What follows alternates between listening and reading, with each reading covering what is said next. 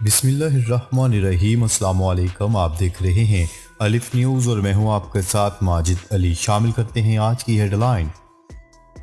وزیراعظم عمران خان کا روسی صدر ولادیمیر پوٹن سے ٹیلی فونک رابطہ، پاکستان آنے کی دعوت۔ وزیراعظم عمران خان کا روسی صدر ولادیمیر پوٹن سے ٹیلی فونک رابطہ ہوا، جس میں وزیراعظم عمران خان نے آزادی اظہار رائے سے متعلق روسی صدر کے ریمارکس کو سراہا۔ وزیر اعظم کا کہنا تھا کہ ولادیمیر پوٹن نے رسول اللہ صلی اللہ علیہ وسلم سے متعلق مسلمانوں کے جذبات اور حساسیت کو سمجھا۔ وزیر اعظم عمران خان کی روسی صدر ولادیمیر پوٹن سے تجارت اور دیگر اہم امور پر تبادلہ خیال۔ اعلامیہ میں بتایا گیا ہے کہ دونوں رہنماؤں نے باہمی دلچسپی کے علاقائی اور بین الاقوامی امور پر تبادلہ خیال کیا۔ وزیر اعظم عمران خان نے توہین رسالت کے خلاف صدر ولادیمیر پوٹن کے بیان کو سراہا۔ انہوں نے کہا ہے کہ اسلامو فوبیا میں خوفناک اضافے اور اس سے منسلک نفرت کو باقاعدگی سے اجاگر کیا گیا ہے۔ یوکرین تنازع میں روس اور مغرب بدستور آمنے سامنے۔ روس کا کہنا ہے کہ یوکرین کے تنازع پر حالیہ بحرانی مذاکرات کے باوجود ماسکو حکومت اور مغرب مکمل طور پر مختلف موقف پر قائم ہے۔ میڈیا رپورٹس کے مطابق ماسکو حکومت کے ترجمان کا انٹرویو دیتے ہوئے کہنا تھا کہ یہ بات تشویشناک ہے۔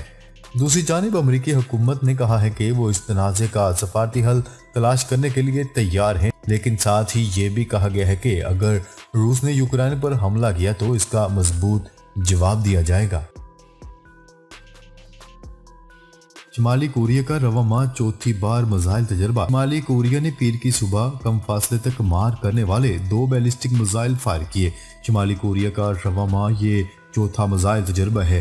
غیر ملکی میڈیا کی رپورٹ کے مطابق جنوبی کوریا کا کہنا ہے کہ میزائل شمالی کوریا کے دارالحکومت پیانگ یانگ کے ایئرپورٹ کے مشرقی علاقے سے فائر کیے گئے۔ جاپان نے بھی شمالی کوریا کی جانب سے میزائل تجربے کو رپورٹ کرتے ہوئے کہا ہے کہ شمالی کوریا کے فائر کیے گئے 2 میزائل مشرقی ساحل کے قریب گرے ہیں۔ جاپان کا مزید کہنا تھا کہ شمالی کوریا کے بیلسٹک میزائلوں کے تجربات بین الاقوامی برادری کے لیے سنگین مسئلہ اور اقوام متحدہ کی سلامتی کونسل کی قراردادوں کی خلاف ورزی ہے۔ Army chief general Qamar Javed Bajwa سے قازقستان کے سفیر کی اہم ملاقات۔ پاک فوج کی شعبہ تعلقات عامہ ISPR کی رپورٹ کے مطابق ملاقات میں علاقائی سیکیورٹی سمیت مختلف شعبوں میں تعاون پر تبادلہ خیال کیا گیا۔ آرمی چیف کا کہنا تھا کہ توقع ہے قازقستان میں جلد امن عامہ کی صورتحال بہتر ہوگی۔ افغانستان سے متعلق سنجیدہ عالمی کوششوں کی ضرورت ہے۔ پاکستان امن کے لیے عالمی شراکت داروں سے تعاون کے لیے پرعزم ہے۔ عالمی برادری افغانستان کو بحران سے بچانے کے لیے مخلصانہ کوششیں کریں۔ اثاثوں کی تفصیلات جمع نہ کروانے پر متعدد ارکان پارلیمنٹ کی رکنیت معطل کر دی گئی۔ الیکشن کمیشن آف پاکستان کی جانب سے جاری بیان کے مطابق سینٹ کے 3 اراکین کی رکنیت معطل کر دی گئی، جن میں مصدق ملک سکندر مینڈھرو اور پرنس احمد عمر احمد زئی شامل ہیں۔ اس کے علاوہ اثاثوں کے گوشوارے نہ جمع کروانے والے قومی صوبائی اسمبلی کے اراکین کی بھی رکنیت معطل کر دی گئی ہے۔ الیکشن کمیشن کے مطابق قومی اسمبلی کے 36 اراکین کی رکنیت معطل کر دی گئی، جن میں وفاقی وزراء نور الحق قادری، شفقت محمود، فہمیدہ مرزا اور وزیر مملکت فروغ حبیب اور دیگر شامل ہیں۔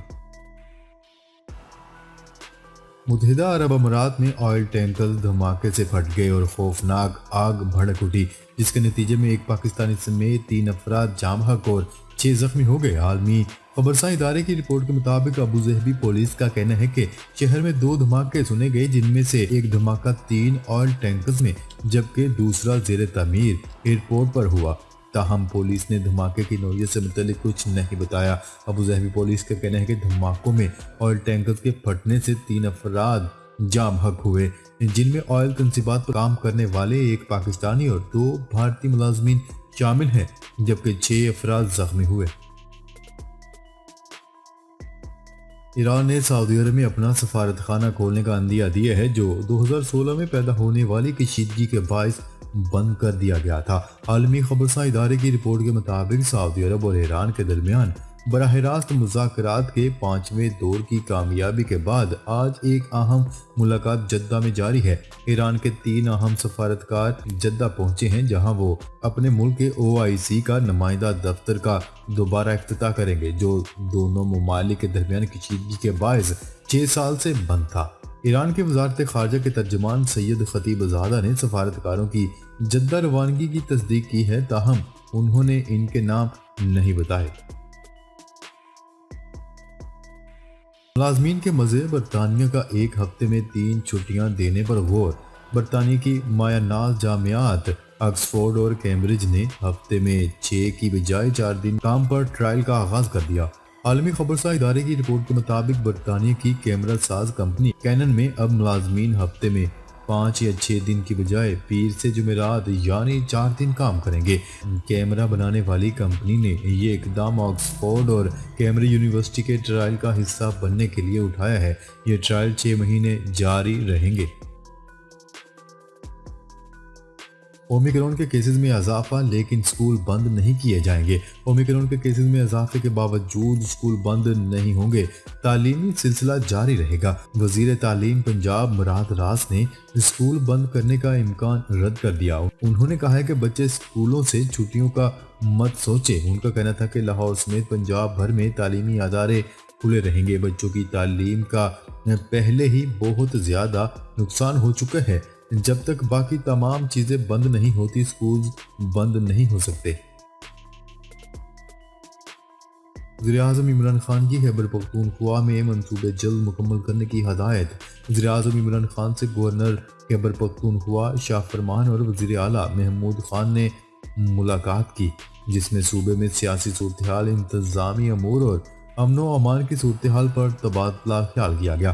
ملاقات میں صوبے میں جاری عوامی فلاح و ترقیاتی منصوبوں، بالخصوص ایگریکلچر ٹرانسفارمیشن پلان پر عمل درآمد، جنگلات کے تحفظ کے منصوبے اور صحت کارڈ کی عوامی پذیرائی پر گفتگو ہوئی۔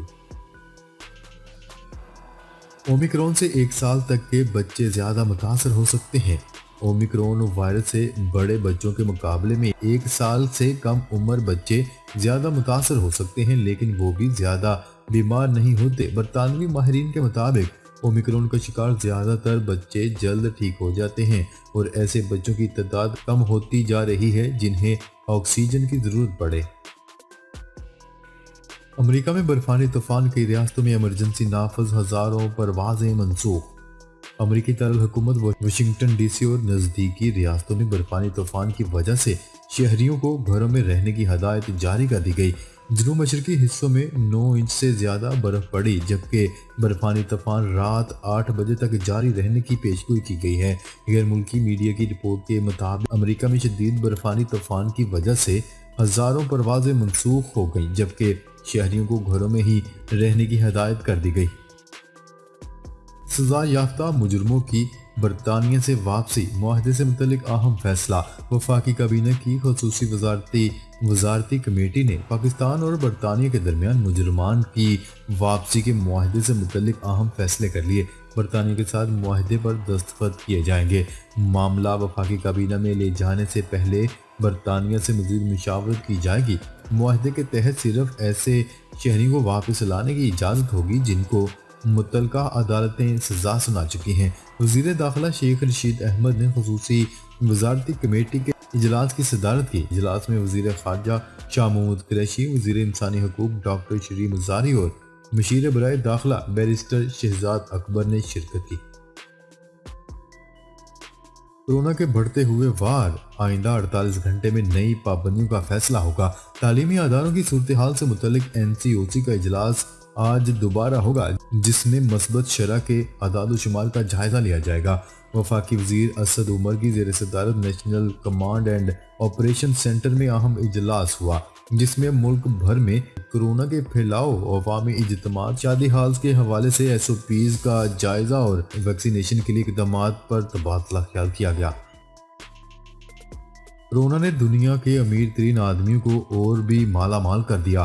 کورونا سے دنیا بھر میں جہاں غربت بڑھی، وہاں کئی افراد کا bank balance out of control ہو گیا۔ کورونا کے گزشتہ 2 سال کے دوران دنیا کے 10 امیر ترین افراد کی دولت دگنی ہو گئی۔ دنیا بھر میں غربت کے خاتمے کے لیے کام کرنے والی تنظیم کی رپورٹ کے مطابق دسمبر 2021 تک امیر ترین افراد کی دولت 7 کھرب ڈالر سے بڑھ کر 15 کھرب ہو گئی۔ پلاسٹک سے بنی اشیاء کے استعمال میں کمی، جاپان حکومت کا اہم اقدام۔ پلاسٹک کی تھیلیاں نہ صرف سمندری حیات بلکہ زرعی اراضی کے لیے بھی خطرناک ہیں، ساتھ ہی ساتھ ماحولیاتی اور زرعی پیداوار کے لیے ایک بہت بڑا چیلنج ہے۔ اس حوالے سے آلودگی پھیلانے والے عناصر میں روزمرہ کی ضروریات زندگی کے طور پر استعمال کیے جانے والے ان پلاسٹک کے شاپنگ بیگ کا کردار سب سے زیادہ ہے۔ اس سلسلے میں جاپان میں حکومتی سطح پر اس کے سدباب کے لیے اہم اقدامات کیے جا رہے ہیں، جس کے سبب پلاسٹک سے بنی اشیاء کے استعمال میں انتہائی کمی ہو گئی ہے۔ ناظرین، اب تک کے لیے اتنا ہی۔ مزید خبریں لے کر بہت جلد آپ کی خدمت میں حاضر ہوں گے۔ تب تک کے لیے اپنا خیال رکھیے گا۔ اللہ نگہبان۔